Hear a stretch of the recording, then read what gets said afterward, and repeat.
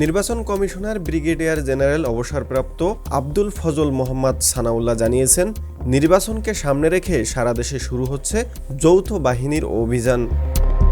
রোববার ৪ জানুয়ারি কক্সবাজার জেলা প্রশাসন আয়োজিত এক সভায় এ আগাম তথ্য জানান তিনি। মোহাম্মদ সানাউল্লাহ জানান, আজকের মধ্যেই স্বরাষ্ট্র মন্ত্রণালয়ে পরিপত্র জারি হয়ে যাবে। সেই পরিপত্রে উল্লেখযোগ্য বিষয়গুলো তিনি তুলে ধরেন। তিনি আরও বলেন, এখন থেকে যৌথ বাহিনীর অপারেশন শুরু হবে সারা দেশে। সকল বাহিনীর প্রধানকে নিয়ে নির্বাচন কমিশনে এরই মধ্যে মিটিং হয়েছে। এ বিষয়ে সকল হেডকোয়ার্টার অবগত।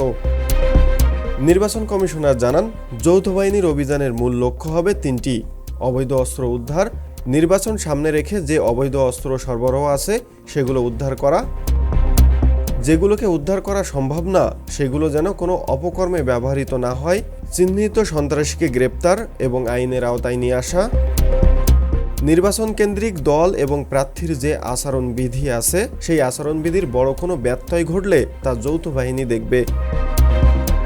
ছোটখাটো ব্যত্যয় রুটিন যেসব কমিটি আছে তা দেখবে বলেও জানান তিনি।